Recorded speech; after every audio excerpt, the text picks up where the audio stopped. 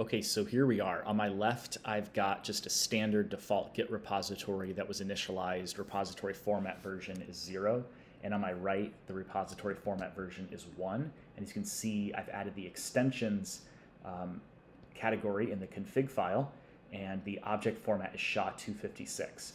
So how do you take just like a long-standing Git project that was just initialized maybe years ago on the standard hashing algorithm, which is SHA-1, and convert that to a SHA-256? It's not as easy as just like pushing to a remote, initializing a 256 one, and then pulling, because it's going to throw an error because the two hashing algorithms as it stands right now in Git need to match. However, there is a workaround, and we're going to show you how to do that right now. So the first thing is let's do a git log. And as you can see, I have 3 commits: commit 1, commit 2, commit 3. I've got one file here, and if I cat the file, my first commit was adding that first line, my second commit was adding the second line, my third commit was adding the third line. So in order to accomplish this and convert this repository into a SHA-256 repository, we're going to use 2 git commands. The first one's called git fast export, and the second one's called git fast import. Now what git fast export does, it's going to generate an import file. So let's just get right into it. So I'm going to say git fast export. And now if I don't specify anything, it's going to throw an error because I have to either give it the -- all flag, or I've got to give it a branch name. So I'm going to give it just the branch main. It's the only branch that I have, but you could just give it -- all if you have many branches that you're wanting to export. So I'm going to give it main, and then I'm going to cat it into basically, or just pipe this into, or just output this into a file. So I'm just going to call the file export. And I'm going to use the less command and look at the export file. So looking at this file, it's actually pretty cool. It starts off just with this command blob up at the top. Now that's actually a command, and then it gives it a mark. This is like a reference, and so other things can reference this blob. So this is number 1 because it's the first one that's there. The data is the number of bytes in the blob. Hello world is 14 bytes, 5 for the word hello. Then you've got a comma and a space, that's 7. Another 5 is for world is 12. The 13th is the exclamation point, and the 14th is actually the new line character that we can't see. So then we see reset, commit. Let's see, going up here, the next command is the commit command, and it's going to give it a mark of 2. It's going to list myself as the author. I'm also the committer. The data for this commit is just the commit message. So I just was commit space 1, new line. And then here's what the commit contains. The M stands for modified. It could be like a D for delete. And this 100,644, the 100 means this is just a plain file, like not an executable. And the 644 are actually like the chmod permissions, meaning that the 6 is like the owner. He can read, write, and not execute though. And then 4 and 4 mean that it's like read only, basically. And what is this referencing? The colon always stands for these marks. Now Git does a colon because apparently a colon is not a valid branch name. I believe that's what it says. And so it's referencing 1, which is this blob up here, and then this is the file name right here. So then coming to the blob, the second one, you've got both lines. So as you can see right now, something to take note of is that not only does this export file list what the file originally looked like, but now what it looks like again. So if you can imagine a Git repository that's been around for 10 years, that's got 100,000 commits, this data file is going to get extremely large. And so I actually Git fast exported the source code of Git, and the export file, maybe it wasn't even the full one. I think it was, but I couldn't even open it.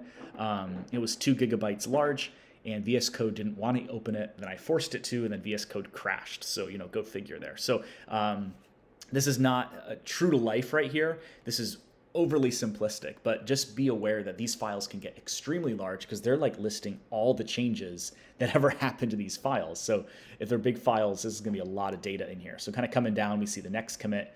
And it's referencing, it is mark 4, but it's referencing from 2. So 2 would be from this. So you see how that's the from directive there, because this commit came from its parent, which was number 2. And then if you come down here, it's also going to say 3, which is this blob here. and it was a modification to the hello file there. And then we have another blob, which adds the third, and then of course the third commit. So that's really all there is to it. Now, if you want to learn all these functions, now you can just say git, let's see, fast import is actually the one you want to look at. Doesn't make a whole lot of sense, but you know. So git fast import help, and we can look at the documentation for git fast import. I'm going to search here, / search. I'm going to type commands, and I'm going to come to this section here, and it says fast import accepts several commands to update the current repository. So a commit is a command, tag command, reset, blob. All these little directives here are actually commands.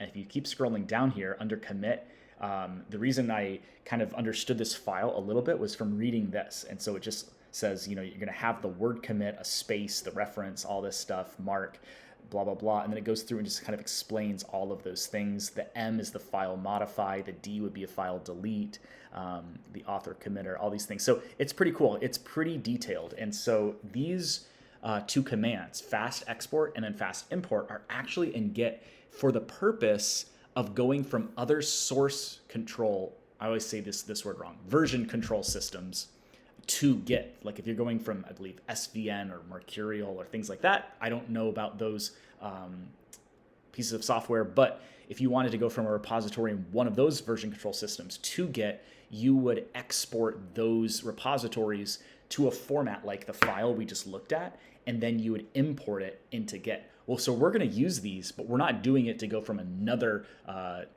version control system. We're going to use it to go from a SHA-1 to a SHA-256, because if we can import that data into our SHA-256 repository over here on the right, as you can see, let's look at that file again. There are no SHAs in this. There's no digests. And so this is like SHA agnostic. When we bring this over here, because this is initialized with this hashing algorithm, it's going to take these blobs and commits, and it's going to hash them, and it's going to create those objects for itself. So that's basically our workaround if you want to convert a SHA-1 repository to a SHA-256 repository. So let's see if it works. Let me come over here on the right, and I'm just going to say git fast import, and I cannot specify an argument. I actually have to pipe in the data. So I could do it one of two ways. I could cat the file on my left and then put a bar there or a pipe, but I just saw this and I think this should work too. I'm going to put kind of like the less than sign basically, and I'm going to go back and I'm going to go into SHA-1, and I believe I called it export, and let's just see if it works. And sweet, it did. I'm going to move myself over here and scroll up, and we see some statistics here. So allocated objects 5,000. Now my guess is that that is just like for whatever configurations we're using. It's like, okay, we just allocated these 5,000 objects just in case we needed them. But the total objects we actually brought over were just 9. And we can see that there are 3 blobs, and there were 3 trees and 3 commit objects. So it created these 3 objects, and it hashed them with the SHA-256 algorithm. So let's do a git log here. And you can see these SHAs here are 64 characters long, because it exports it in 256 bits. And each one of these characters represents 4 bits. And if I do a git log over here, make this a little better. There we go. We can see that these are only 40 characters long on my left. So this is the exact same repository, exact same commits, and we just exported the data from one, and we imported it into another. Now I'm going to do this one more time, and I'm going to show you just an easier way to do this. So let me go, let's see here. Let me back up a little bit, and let me make a directory, and I'm going to call it SHA. Actually, I'm just going to remove this one, because I don't want to name it anything different. So I have that 1, so I'm going to make the directory again 256. I'm going to get init object format equals SHA-256 into SHA-256. That was what, by the way, gave it that hashing algorithm. So you got to supply this flag here to begin with. Object format equals SHA-256. Okay, sweet. So let us go into SHA-1.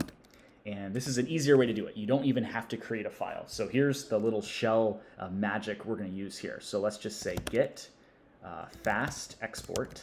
We'll just give it the all flag, no problem. We'll give it the pipe, and then we're going to, in parentheses, cd back into SHA-256 And we are going to git fast import. Sweet. And I'm still in my same directory here in SHA-1. But if I come over here, here I am, and git log.